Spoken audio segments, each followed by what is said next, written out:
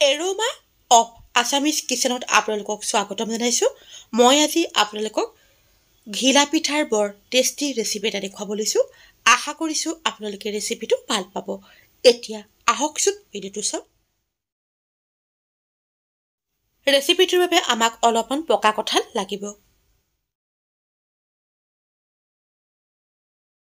প্ৰথমতে কঁঠালৰ গুটিখিনি আঁতৰাই ল'ব লাগিব।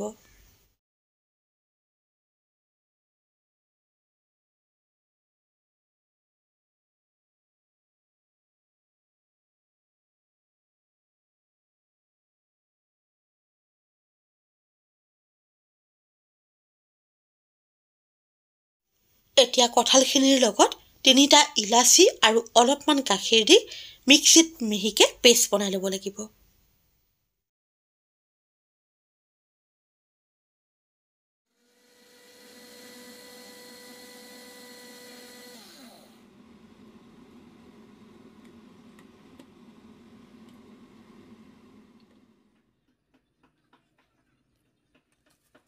এতিয়া কঁঠালৰ পেষ্টখিনিত সোৱাদ অনুযায়ী গুড় আৰু অলপমান গাখীৰ দি মিক্সিটো আকৌ এবাৰ চলাই দিব লাগিব।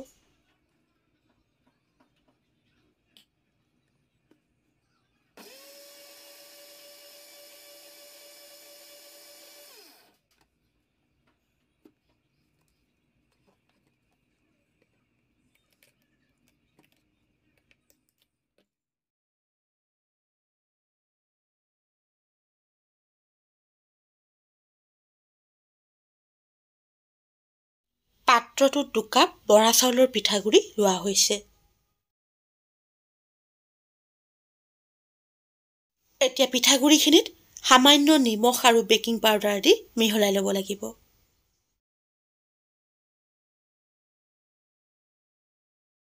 এতিয়া পিঠাগুড়িখিনিৰ ওপৰত জোখমতে কঁঠালৰ পেষ্ট দি ভালদৰে মিহলাব লাগিব।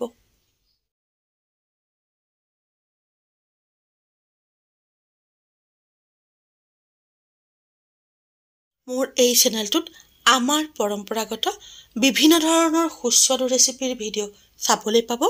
এতিয়াও যদি আপোনালোকে মোৰ চেনেল এৰোমা অফ আছামিজ কিচেনক ছাবস্ক্ৰাইব কৰা নাই, অনুগ্ৰহ কৰি ছাবস্ক্ৰাইব কৰিবচোন আৰু লগতে কাষত থকা বেল আইকনটো টিপি দিব।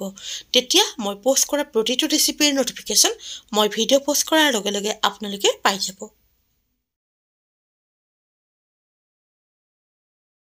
মিশ্ৰণটো অলপমান পনীয়া হোৱাৰ নিচিনা লাগিছে, সেয়ে আৰু অলপমান পিঠাগুড়ি যোগ কৰা হৈছে। এতিয়া পিঠাগুড়িখিনি ভালদৰে আটা মঠাৰ দৰে মঠি ল'ব লাগিব।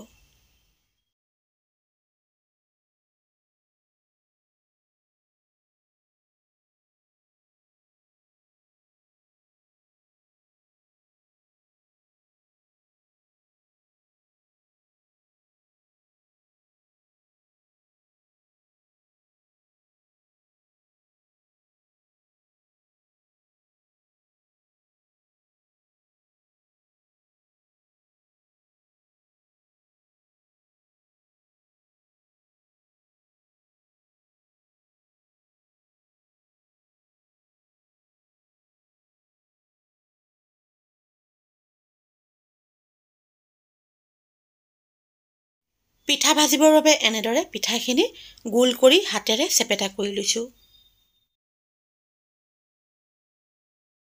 এতিয়া কেৰাহীখন গেছত গৰম কৰি তাত জোখমতে ৰিফাইন তেল দি তেলখিনি ভালদৰে গৰম হ'বলৈ দিব লাগিব।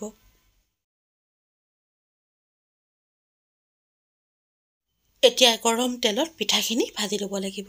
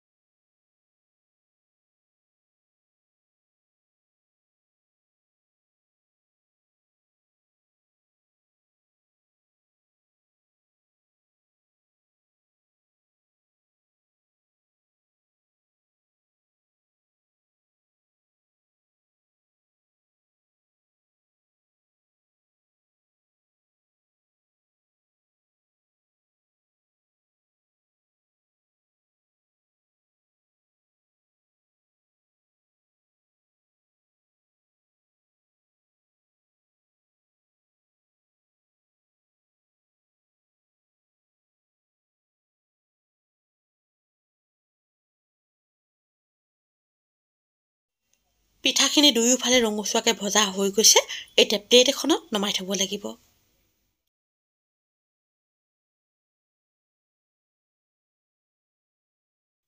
একেদৰে বাকীখিনি পিঠাও ভাজি ল'ব লাগিব।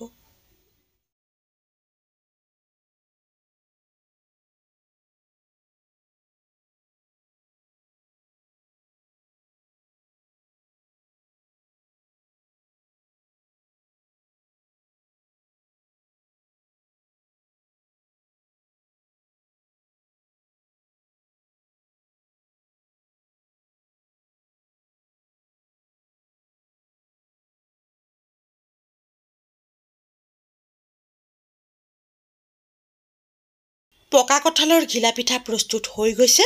এতিয়া প্লেট এখনত লৈ গৰমে গৰমে চাহ বা কফিৰ লগত পৰিৱেশন কৰিব পাৰিব। পকা কঁঠালেৰে প্ৰস্তুত কৰা এই ঘিলা পিঠাবিধ খাবলৈ বৰ সোৱাদ হয়। ঘৰত যদি পকা কঁঠাল থাকে, আপোনালোকেও এনেদৰে ঘিলা পিঠা প্ৰস্তুত কৰি খাই চাব পাৰে।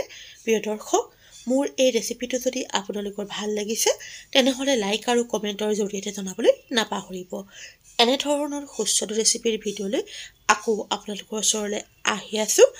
আজিলৈ আহোঁ, ধন্যবাদ।